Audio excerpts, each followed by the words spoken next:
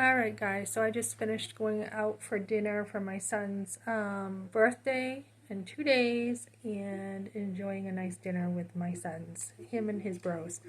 So, let me tell you something. I do not believe in a nice divorce. Some people are like, oh yeah, we'll be friends after. I don't believe in that. Not at all. No way.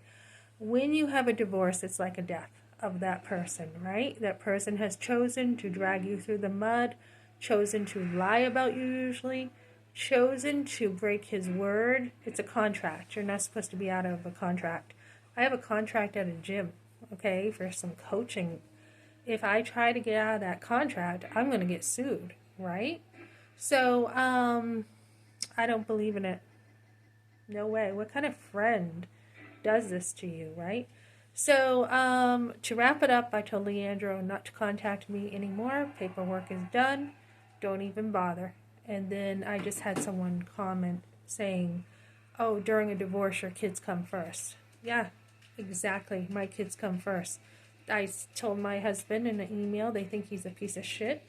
And basically what he did to them was he left them. He totally left them. He did not pursue contact or anything. Didn't care if they had food on the table, roof over their head, left them for dead. So that is exactly how they feel about him now. And there is a verse in the Bible. There's verses about you reap what you sow. So when you don't care about someone, usually you're not going to be cared about back. So this is where also, division comes in, where your husband usually wants to get at your kids and get at you through your kids. So I was talking to this lady today at church who went through a divorce, and her husband physically abused her. And she stayed in that marriage when he did. She went to a shelter eventually, but she did get abused by him, pushing, shoving, etc. And she said usually when it comes, what she learned at the shelter is usually when it starts to get to that point, and it started verbally and emotionally, and then it was physical. Usually once it gets to that point, it gets worse.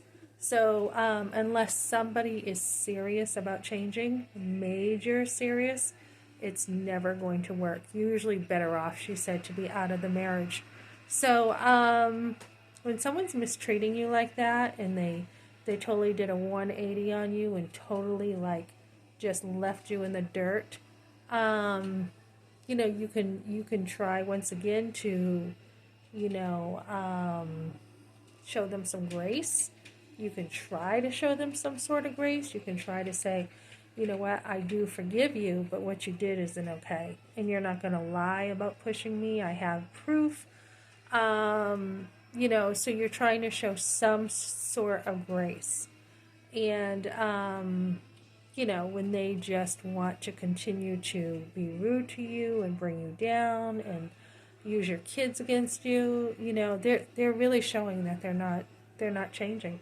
They're not doing anything to look at themselves, but to play a blame game and try to not admit what kind of person they really are, which is somebody who's violent and has pushed you and grabbed you and everything. I mean, the denial is unbelievable. I sent Leandro a text from my husband.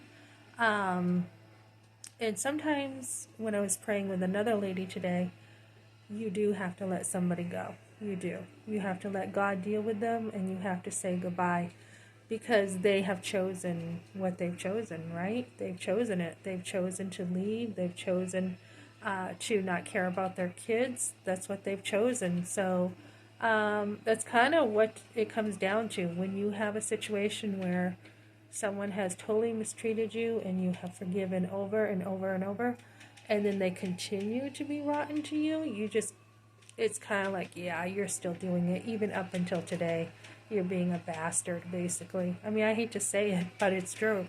Getting emails throughout the day, he doesn't want to talk to you, and well, you said that you wanted to talk to me. You said you wanted to send me a message about my sons. And so when I contacted him, he's like, well, now I'm going to get a court order. And I'm like, well, you go right ahead, and I'm going to get one too.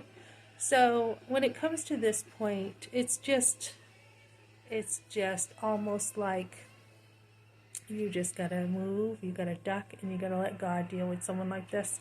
So that's what I got for you now, ladies. Thanks for joining me.